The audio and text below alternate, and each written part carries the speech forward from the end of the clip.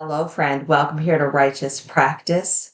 The big thing in the news of late is the forced repayment for those who have fallen into default with their student loan payments. Here in the United States in 2024, we racked up a total of $1.7 trillion in student loan debt, and it is earning interest every single day. And I know that it can be tough to reconcile with the fact that if you have student loan debt, that a federal government or a bank is actually expecting you to repay them. Well, yes, they are. Because when you took out that student loan, you signed something called a promissory note. That promissory note is as it sounds. You made a promise to pay back money that was lent to you. And you also agreed that any interest that mounted on top of that money you haven't repaid, you would pay that back as well. And for many of us who have had student loans, it had end date. So you had taken out this student loan and you agreed to a block of time for which you promised you would pay that back. Many people have exceeded that time frame, which is why the Department of Education has had to impose on student loan borrowers the collections process. So they will now start to garnish your wages in order to recoup those funds. Because again, you signed a promissory note. You promised to pay that money back. I have been a financial representative helping clients with their investments as they run their family businesses. And one of the tough things that we always go through before I can lawfully and ethically help them to invest their money is we have to have a look at their budget and they have to be truthful.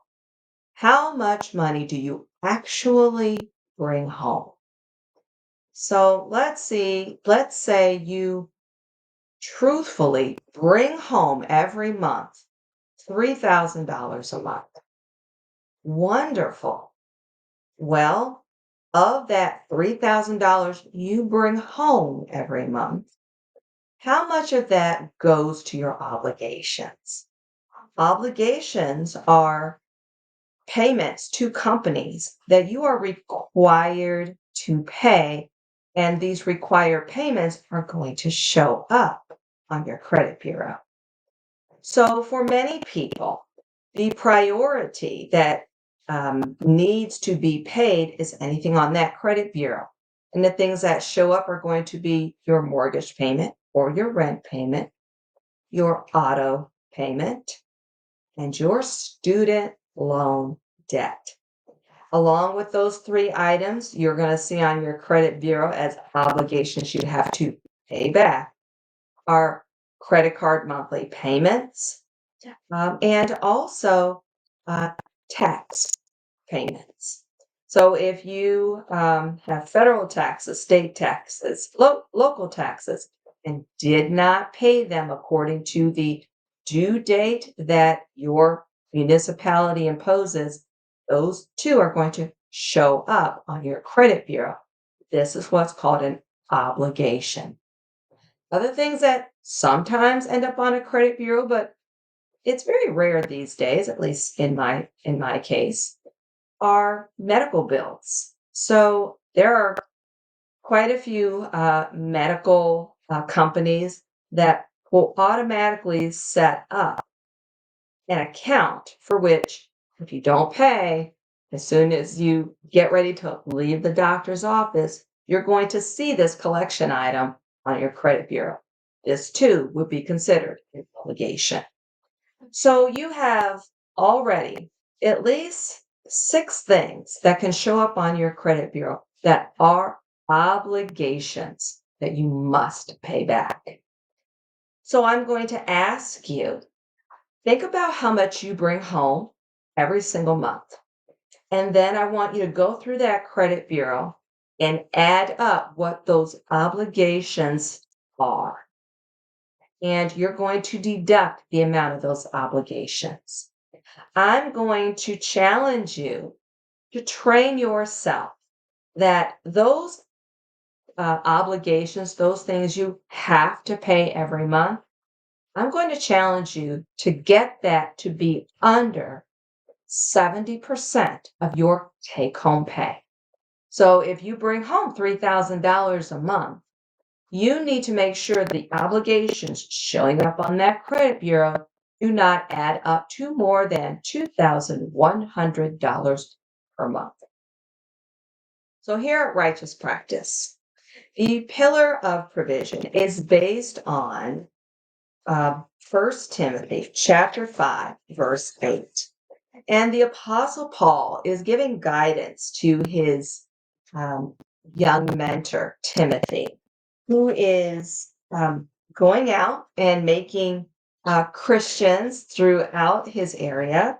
And one thing that they are coming across, single mothers. Yes, single mothers. And Paul has instructed Timothy that he is to expect these single mothers, most of them, almost all of them, were widowed, and that is how they became single mothers. But Timothy was to have an expectation that any single woman, with children or not, they are to be made to work. They are to be made to contribute to their own need for sustenance. And for whatever reason, it seemed as though Timothy was having a difficult time in his, ministry, wanting to impose work requirements for those who were wanting assistance. But this is what Paul had to say. Here in 1 Timothy 5:8, Paul stated, if anyone does not provide for his own, and especially for those of his household, he has denied the faith and is worse than an unbeliever.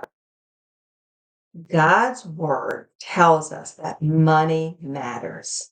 And it matters so much that he does not want us to be bound by loans. But if we have them, he does require us to pay them back and to contribute monetary blessing to anyone that is willing to help us to get out of that financial constraint. And so if you are right now having to face the fact that you have student loans that now have to be paid back, then sit down, take out a scrap piece of paper, and you're going to write down, what do I bring home every month?